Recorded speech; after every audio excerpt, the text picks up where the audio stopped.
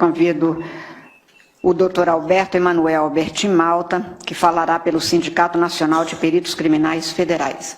Vossa Excelência tem até 8 minutos também para se pronunciar e está com a palavra. Obrigado. Excelentíssima Presidente, excelentíssimo relator, ministro Gilmar Mendes, excelentíssimos ministros, excelentíssima ministra. Falo em nome do Sindicato Nacional dos Peritos Criminais Federais.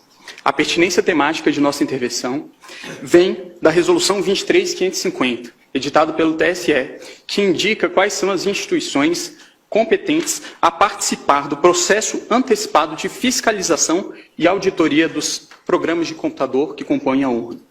Dentre essas instituições está o Supremo Tribunal Federal e também está o Departamento de Polícia Federal, dentro do qual os peritos criminais federais com especialização em informática são aqueles que têm habilidade para interferir.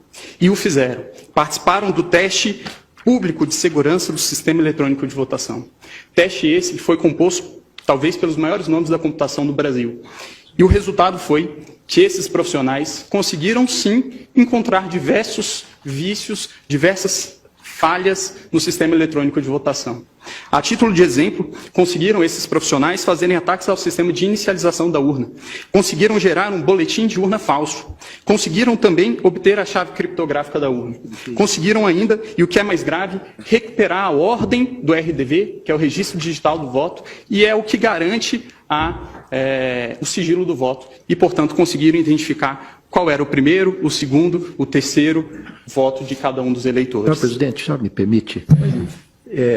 Eminente advogado, eu queria perguntar a Vossa Excelência se esse é um teste oficial, foi divulgado, sim, quando foi feito, como foi feito, sob os auspícios do TSE. O TSE já porque fez. Queria dizer a Vossa Excelência que quando fui presidente do TSE, isso não significa absolutamente nenhuma antecipação de voto ou opinião, nós fizemos uma auditoria pública por meio de edital, com personalidades que testaram a rigidez das urnas e que foram recrutadas, ou se habilitaram, melhor dizendo, a esse teste, pessoas oriundas da academia, das Forças Armadas, particulares, e naquela ocasião, depois de uma semana de testes intensivos, nenhuma falha nas urnas foi encontrada. Então eu queria apenas que Vossa Excelência, se pudesse, esclarecesse que tipo de teste é esse que foi feito e quando foi feito, sob os auspícios de quem,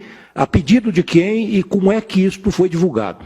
Os testes foram feitos. A participação, se possível, agregando a Vossa Excelência, do próprio Tribunal Superior Eleitoral, que faz esses chamamentos públicos diuturnamente.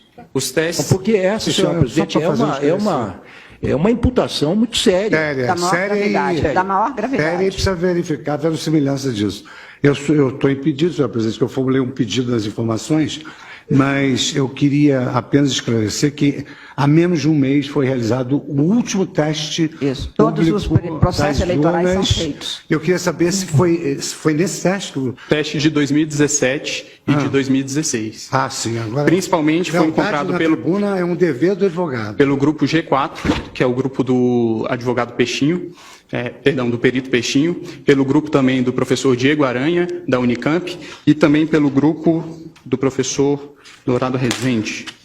Ok? Se o relatório do TSE... Para deixar isso claro, o TSE, com licença do advogado, o TSE, a rigor, sempre fez esses testes. Todos os chamamentos são feitos. E isso está, inclusive, nos atos normativos que balizam toda essa questão.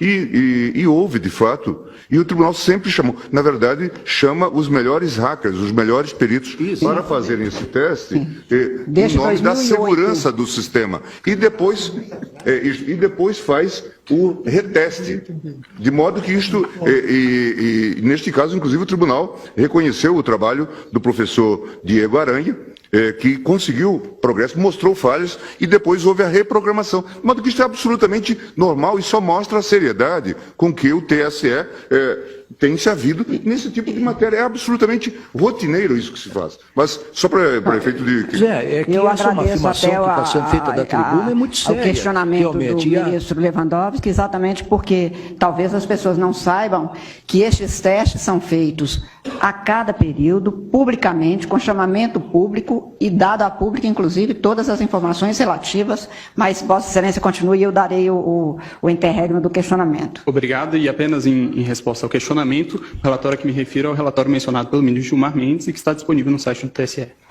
A minha indagação, o último reteste feito é de 2018, esses 2017. dados? 2017. 2016, 2009, 10, 16 e 17. Mas, a despeito de tudo isso, os peritos criminais não estão aqui para um retrocesso. Os peritos criminais reconhecem, com certeza, os grandes avanços que foram conquistados pela urna eletrônica. E é bom que fique bastante claro que a impressão do registro de voto não é um adeus ao voto eletrônico. O voto eletrônico permanece sendo um voto eletrônico, apenas com mais um mecanismo de auditoria. E aí é importante trazer quais são os 3 principais pontos que são indicados como as auditorias possíveis e viáveis em uma situação como essa. Indica os técnicos responsáveis pela elaboração do sistema que o RDV seria o registro digital do voto, seria um mecanismo para se apurar, se embaralhar os votos e se apurar a quantidade de votos. É bem verdade, mas esse sistema, o RDV, apenas permite apurar se foi adicionado ou excluído algum voto, e não se o voto foi registrado devidamente como o eleitor confirmou no momento que apertou o botão. O boletim de urna, do mesmo modo, ele permite sim uma auditoria, mas ele permite a auditoria da conferência conquistada escrito no boletim de urna com os resultados que foram apresentados no site do Tribunal Superior Eleitoral. Mas ele não permite, novamente, se verificar se o voto foi registrado de maneira adequada.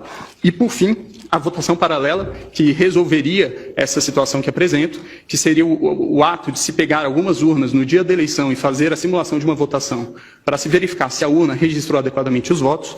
Elas, segundo informações do professor Pedro Dourado Rezende, na audiência pública realizada no Congresso Nacional, não seriam suficientes para isso, porque qualquer programador, com pouco tempo e poucas linhas no código-fonte, conseguiria programar o sistema para que ele identificasse que o registro biométrico está sendo dispensado com um percentual acima do normal e para que, portanto, os vícios não surgissem nesse teste. Então, o professor, não vou ler por conta dos 8 minutos que me foram limitados, qual é o posicionamento do professor. E indica ainda o professor Diego Aranha, que existe ainda a possibilidade de fraude interna.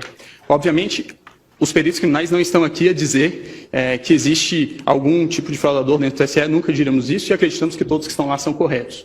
Mas o que está a se dizer aqui é que a democracia de um país não pode estar sujeita ao controle de alguns poucos técnicos que têm acesso ao código-fonte e também às chaves criptográficas. É necessário haver um controle do controlador. Garantir a auditoria ao próprio sistema eletrônico que se pretende ver se está sendo fraudado ou não, é garantir ao fraudador fraudar a própria auditoria.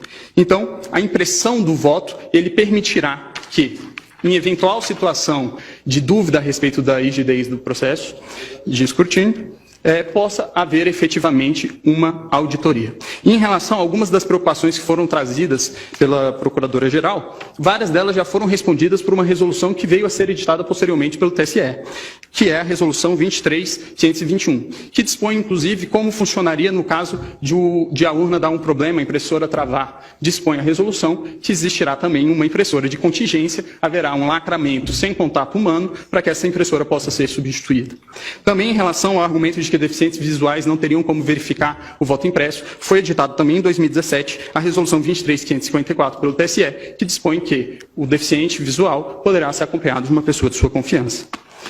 Sobre o risco também de que, durante uma pane da impressora, o fiscal de urna poderia chegar e ver qual é o voto daquela pessoa que está dentro da cabine, esse argumento também não me parece bastante plausível, tendo em vista que a urna eletrônica também pode travar com a sua tela congelada e também um fiscal de urna teria que entrar para trocar pela urna de contingência.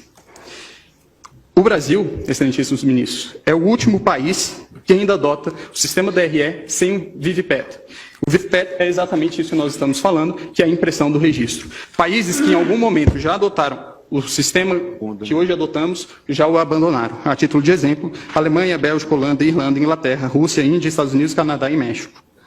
Por fim, excelências, utilizaria aqui mais uma vez a fala do professor Diego Aranha, que o ministro Gilmar mencionou, quando se trata dos argumentos de preço de viabilidade temporal. E aí eu vou tomar a liberdade de ler nesses meus últimos minutos. Diz o professor: é inegociável a existência de um registro físico para fins de transparência. Em situações de vitórias cada vez mais apertadas, não se pode ter dúvida sobre o resultado correto das apurações. Sobre a questão orçamentária... Uai, seu app de vídeos curtos.